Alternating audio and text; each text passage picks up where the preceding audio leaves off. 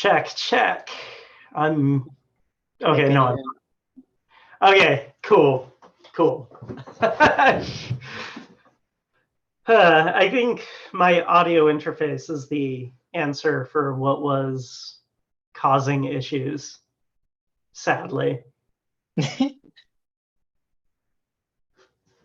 Need to find a new solution for the multi-computer thing. So I really don't want to like unplug and replug cables every time I switch computers.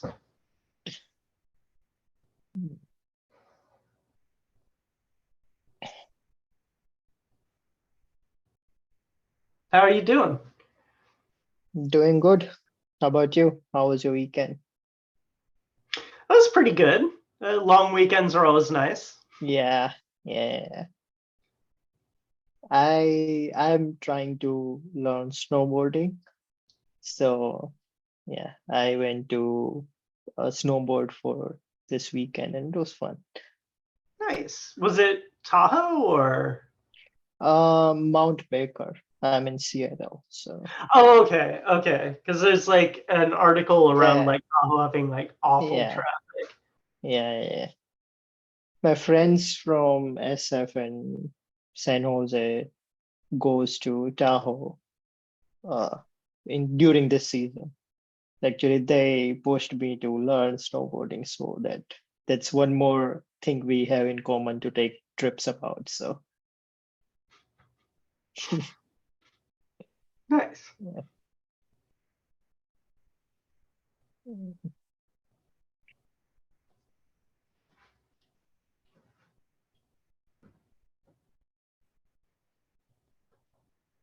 Hello. Hey, Hello. Are we waiting on Rita and Sertesh? Are they expected or not so much? I think they should join. They do haven't. we have any? Sorry. Oh, no, I was saying like they didn't. Oh, Sartaj is here. Good. Hello. You're saying something, Jaydeep? Hi, Sartaj. Yeah, I was saying like I don't see anything on the agenda. Oh. So Are we agendaless? yeah. I have a nudge I can give, but I'll wait till Rita's here for that.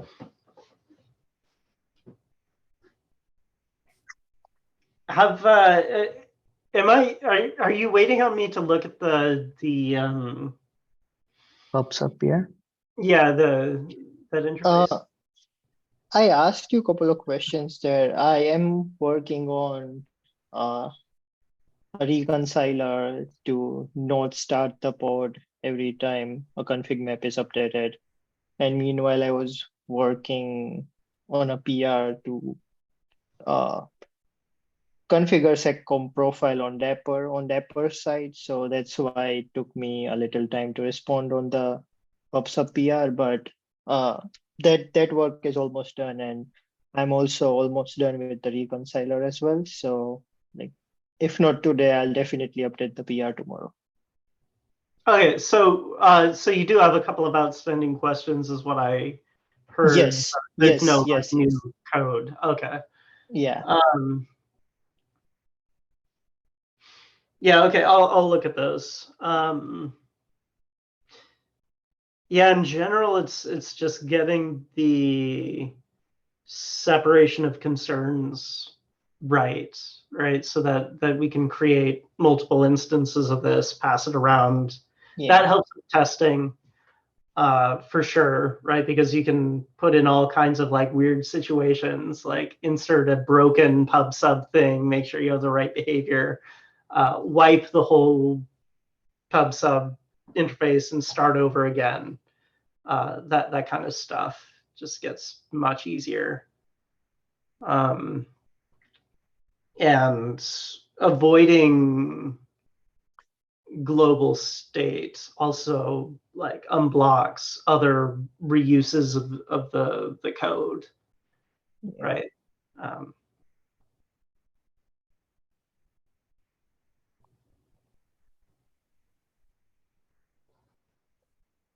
Rita might not be able to make it, by the way, but I can, if you tell me your nudges, I can nudge her. Oh, okay. The multi-engine Yeah, PR? it's also on my list, yeah. Okay, cool. That was, And I know Davis also has a PR out that I need to review. I was looking at it earlier. cool, thank you. And the multi-engine one is also going to wind up blocking Alex's work on the getting stats in a better place, like the execution stats of the per engine stuff, because it turns out both PRs affect each other, right? Once we have multi-engine, we'll need multi-engine stats, essentially. So yeah, the getting that would unblock that as well. Did you have you looked at it at all, or do you have any like high-level questions? Or I looked at it very briefly. I still need to review and go through it more deeply. I don't have any questions right now, but I think it's the same approach we use, right? Like it's in concept. yeah, so the thing that is different from like the hackathon is, well, one, there's a bit of like more schema changes, right? But I've already kind of shown you those. Yeah. And with that, also the version conversion logic that's designed to basically like the Rego field becomes the source of truth for if you had like the Rego engine type. Easy. Right? Changes to the Rego field overwrite that. That's novel behavior. And also the need to like more robustly support dynamic changes. Like what if I had a constraint template that started off with a Rego source and it moves to the cell, or vice versa, like handling that case? Or what if we have a template with multiple sources, right? Like, because you can imagine as part of the migration, right? Some clusters might be on an older version of Gatekeeper, some might be on a newer version. And having the ability to have a template that supports Rego and Cell simultaneously will allow you to basically crossfade and not have to worry about having everything be released or everything be upgraded before you can change your templates. And with that, there's like a priority mechanism, right? Like if you have two templates with the same language, which one do you, or sorry, if you have a template with two different languages, which language do you use? And basically my answer to that is you let Gatekeeper choose. And so when you construct a constraint framework client, you're adding engines in a specific order, and it selects based on the order with which the engine was added, with the first added preferred. How do we want to handle the enforcement action? I see that you added a to do. Yeah, so that's just a, it will be like an API change, I believe.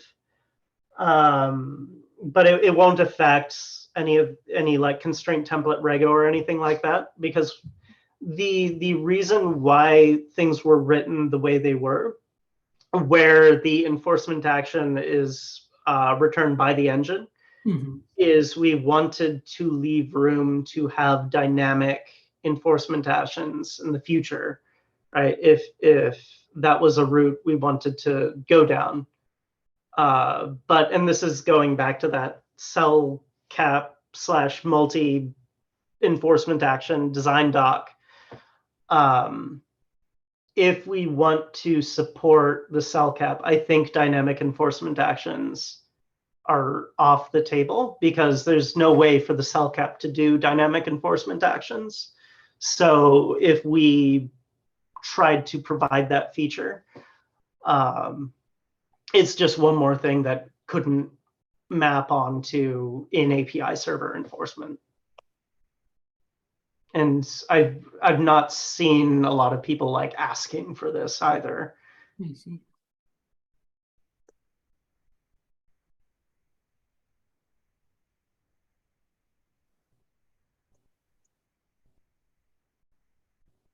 Unless I don't have any other questions now, unless somebody else does. Yeah, I think I could get the other to do out of the way, which is the data caching stuff. That's a much larger to do.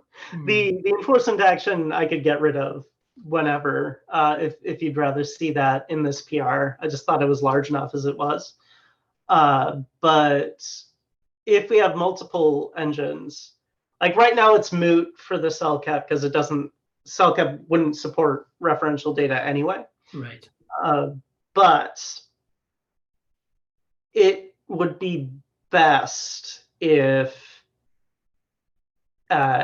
we did not cache data per engine, because otherwise you wind up with excess memory usage, right? If two different engines are caching the same data, you have twice the RAM usage. Yeah, that makes sense. Yeah, so it would be nice if we had just a global cache for referential type data. And the problem there is that for performance reasons, Rego also requires the constraints be cached, right? So, and be cached in a certain way. So we would need to develop a cache that worked with OPA that also satisfied our needs. And that seems doable, but that's a big slice of work. Yeah, I mean, you can always circle back to that one, I think, since the cell doesn't support it, so there's no action we can do on that side right now. Yeah.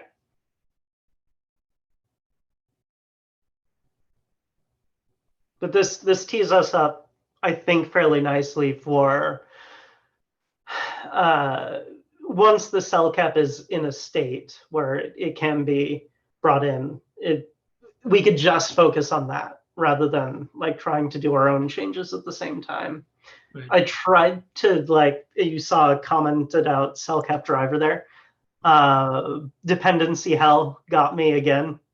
Like there's changes to controller runtime that would require a fork, and they're not yet up to date with bleeding edge Kubernetes code. So time will heal some of that. And once controller runtime actually finishes the dynamic watch stuff, we will no longer have a fork to be concerned with there. That's a dream one day. Yeah. Oh man. Well, so that one will be interesting, just in the sense of we'll probably want to overhaul Watch Manager eventually. Like, we can honestly, with some of the functions that are in Informer Cache now, like a lot of that code is starting to become redundant. Like, it's not harmful that it's there, but things like replaying events when there's a new listener, that's already going to be handled at a lower level. So we could probably streamline Watch Manager quite a bit, but that's some code to sift through also. Where did you call out controller runtime mix? Where did I call out controller runtime? Yeah, where it's not. You said that it's commented out, but I didn't see that one. Oh, so there should be in drivers 3 drivers right now. The Rego driver. I think I called it like simple or testing or whatever. Oh, the K8s one. Yeah, it's all comments out. Yeah, I see it. Yeah.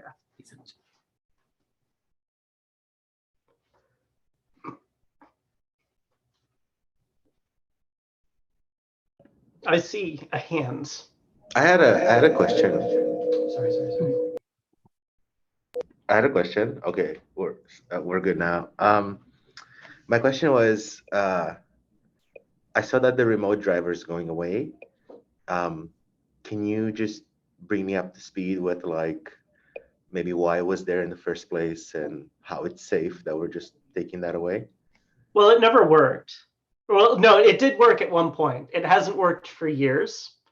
So I think it's pretty safe to say no one used it because otherwise we would have gotten some complaints about, hey, that doesn't work. That was even before my time. I don't remember that. And the reason for it was OPA also runs as a standalone server, right? Like, and you can see in like the pre-gatekeeper days, and this code still exists somewhere.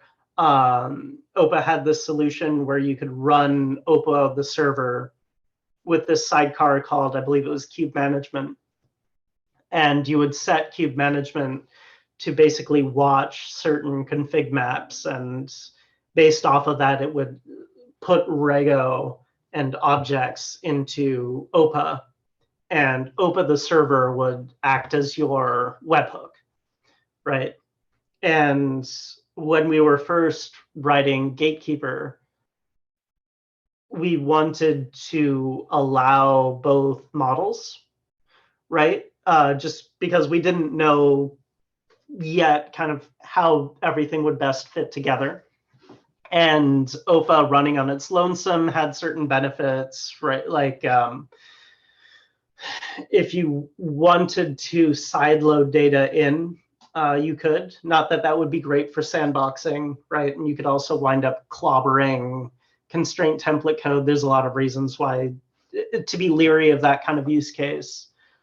Also, Styra has like this reporting mechanism on their paid product where you can see historical decisions. And my understanding is like OPA standalone is what enables that. And presumably other people could build similar solutions on top of that, right? So having the ability to run OPA standalone preserved the ability for maybe going in that direction. On the other hand, running OPA as a sidecar is a more fraught infrastructure decision, right? Because now all of your state is out of process. And you can imagine something like the OPA container being killed and restarted. Now you have just a blank container, right? And so all of your constraints, templates, blah, blah, blah, that code is not there, right, to be enforced. And so you needing to be cognizant of those operational realities is not trivial, particularly if the internal state of OPA is not observable, which for something like cache data, it's not currently, right? Because it's not necessarily clear where resources are starting, so you can like iterate over them trivially. That's that iterable cached data problem. So that's like quite a lot of backstory. I'm not sure how helpful that is. But essentially, how we did this is how we implemented the drivers. We wrapped around some sort of like OPA HTTP clients. I think what happened is that client code changed, or maybe their HTTP API changed. I'm not 100% sure. And so over time, it just broke. And because it was never used by us and never used by customers, keeping it working just was never a priority. So it remained broken. Gotcha. Thanks for the context there, and it all makes sense. That I'm glad that we're removing that piece of code. Yeah. And renaming it now, before it was like local and remote, and now it's going to be a little more clear, right? That, okay, this is where Rego comes from. This is where the Kubernetes admission control comes from.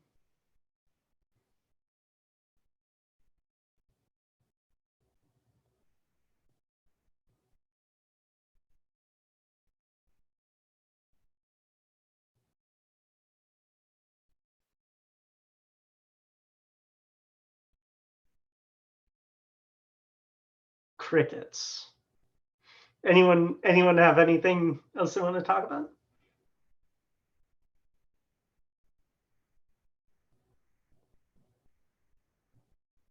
Yeah, if you don't have anything else, we can give the time back now. Cool. Thank you. Thanks, Thank you. Yeah, have a nice day.